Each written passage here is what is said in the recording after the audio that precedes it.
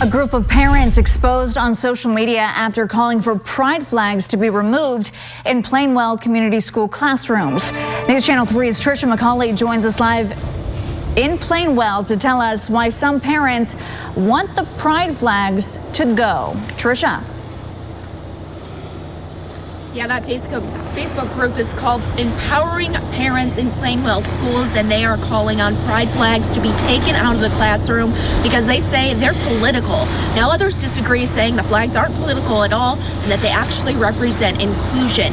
Now, Plainwell Community Schools is the third school district in just 2 months that's had a debate over pride flags. A private Facebook group made up of Plainwell parents is calling for pride flags to be removed from schools and discussions on gender choices and pronouns to end in the classroom. OutFront Kalamazoo, LGBTQ plus organization, says there is no room for hate in schools. Not using proper pronouns, I mean, it's just as like if somebody were to make fun of you, right, and say, call you a nickname you didn't like, it's hurtful. And it shows that you don't exist and you have no respect. Plainwell Community Schools isn't the only school district with a pride flag debate. In December, a Three Rivers middle school teacher quit after being asked to take down a pride flag in the classroom. Shortly after, the school board voted to allow pride flags at school.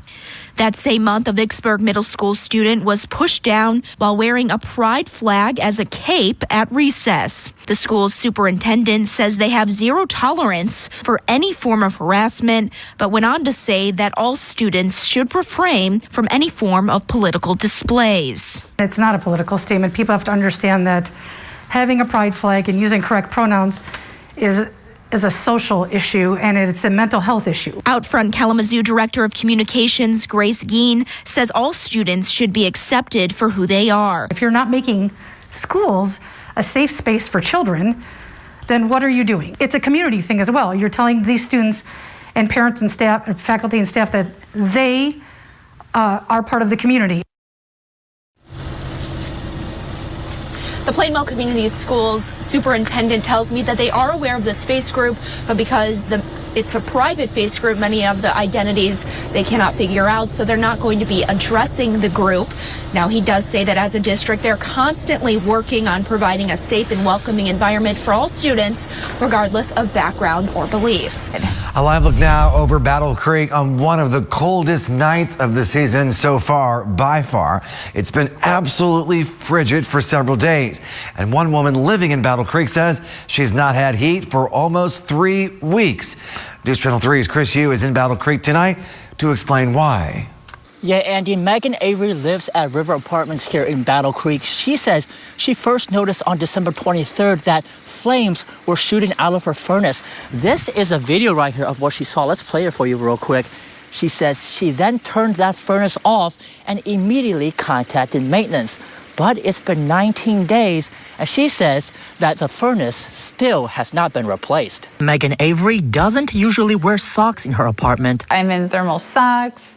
I have sweatshirts. I've got tons of blankets. But for nearly 3 weeks, she has been bundling up. I get angry and frustrated because this is day 19 with no heat from a furnace, from a working furnace. She's my baby. Avery lives with her cats at River Apartments in Battle Creek.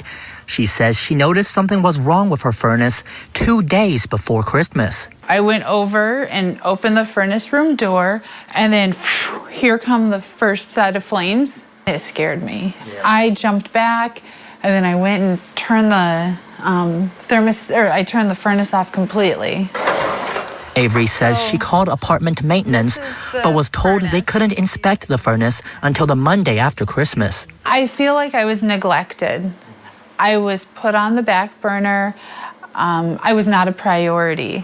Avery says maintenance did work on the furnace on Monday the 27th, but the next day, when she turned the heat on, flames shot out again.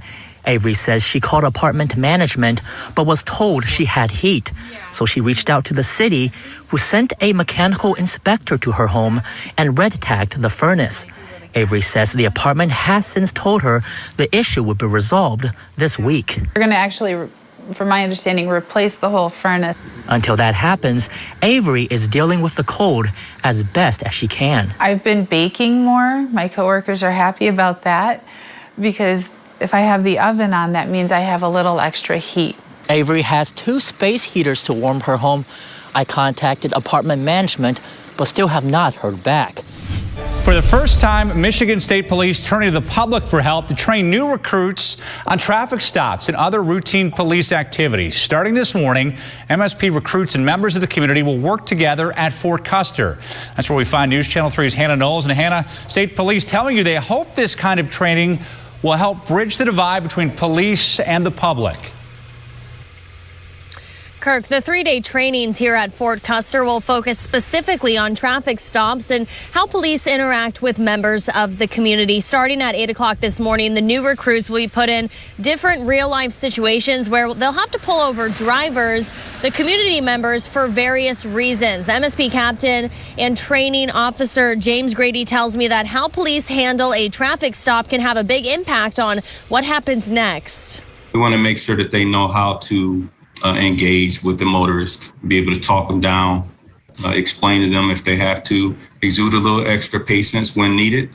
And last but not least, we want to make sure that any encounter that we have, we leave people with their dignity intact.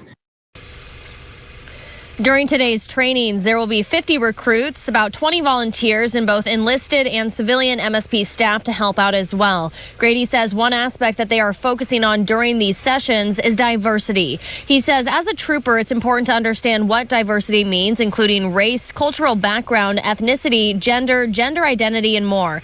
In addition to traffic stops, Grady says recruits will also face scenarios of responding to domestic violence and finding illegal weapons and drugs in vehicles. Now, Grady tells me that he was very surprised by the overwhelming support MSP received from the community in volunteering for this training session. He says in total they had 470 volunteers for these 3-day trainings, again, taking about 20 volunteers for this session. He says it is a great way for people to understand exactly what MSP does firsthand. He says that they are hiring, so if you want to learn more about that, you can head over to our website shortly. That's WWMT.com.